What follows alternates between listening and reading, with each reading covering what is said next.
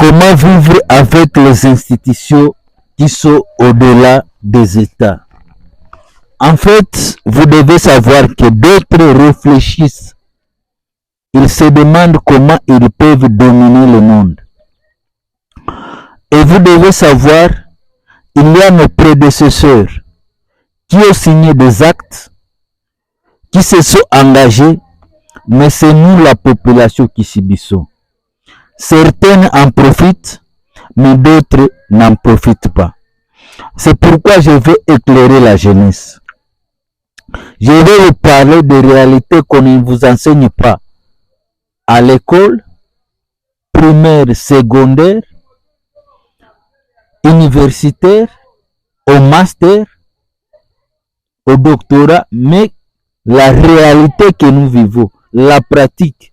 Parce que quand vous entrez dans la vie pratique, que vous allez vous rendre que le chou est fermé. Circuit est fermé. Le chou est fermé. Alors, comment s'en sortir dans l'épingle? Comment s'en sortir dans l'épingle?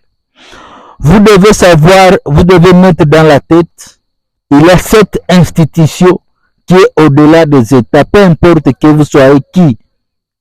Mais ces institutions pèsent sur nous. Nous avons les bailleurs, nous avons les ambassades, nous avons les agences du système des Nations Unies, nous avons le Croix-Rouge, nous avons les ONG internationales, nous avons les médias internationaux, nous avons la MONUSCO. Actuellement, nous subissons les choix que nos prédécesseurs ont fait. À l'est de la République démocratique du Congo, il y a de l'insécurité selon le système des Nations Unies, il y a la pauvreté, mais une fois on vous dit de partir, une fois on dit comme il y a l'insécurité, comme il y a la pauvreté, nous vous remercions, mais personne ne veut pas quitter. Alors comment vivre avec des institutions qui sont au-delà des États? Déjà qui décident au-delà des États. Nous avons les bailleurs de fonds, Agence francophone de développement. Nous avons les coopérations allemandes. Nous avons les coopérations belges. Nous avons les coopérations espagnoles. Nous avons les coopérations françaises. Nous avons les coopérations italiennes. Nous avons les coopérations suisses. Nous avons les diaconie catastrophie allemande. Nous avons les coopérations japonaises. Nous avons l'Union européenne. Nous avions l'USAID. La question c'est de savoir comment ces bailleurs se retrouvent en RDC. Il faut savoir qu'il n'y a rien pour rien. Chaque mois, ils ne peuvent pas engager un chauffeur. Ces véhicules, ils louent des appartements de 12 000 $, de 5 000, de 2 500.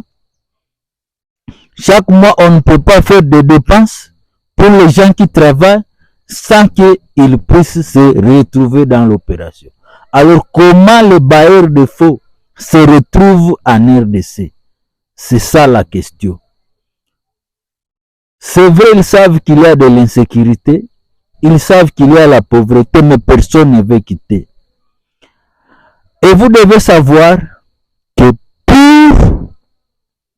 vous pouvez être un président, mais si vous n'avez pas d'argent, vous allez vous trouver, vous allez voir ces gens. Parce que ils ont l'argent, et ils décident et ils mettent en pratique. Vous voulez construire la route, vous allez le voir. Vous avez l'idée, mais vous n'avez pas de moyens. Vous voulez faire des barrages électriques, vous avez l'idée, mais vous n'avez pas de moyens. Donc c'est eux, ils possèdent les cash. Et ils possèdent les cash. Et vous devez le savoir, c'est eux qui gouvernent le monde, c'est eux qui décident. Vous pouvez être chef coutumier, mais si vous n'avez pas de moyens, vous allez toujours recourir à eux. Donc la jeunesse, je vous dis que les bailleurs de fonds, c'est eux qui font la loi. Peu importe là où on se situe, c'est eux qui décident. Et Alors comment nous, la population locale, nous devons vivre avec ces bailleurs? Parce que nous avons des matières premières, mais nous ne savons pas les transformer en produits finis. Et là, ils savent comment transformer les matières premières en produits finis. Alors, comment faire l'équilibre? Nous avons besoin de bailleurs et les bailleurs ont besoin de nous. Et vous devez savoir que actuellement, on recherche les matières premières et la main-d'œuvre. Et ici en Afrique, ici en RDC, nous avons ça. Ça, c'est la première institution qui est au-delà des États. Et c'est eux qui décident. Alors, c'est nous qui travaillons avec eux. Soit nous pouvons être pour eux ou contre eux. Mais comment vivre dans l'harmonie? Merci de nous avoir suivis. Rendez-vous dans nos prochaines vidéos où nous allons vous parler comment ils se retrouvent dans l'opération.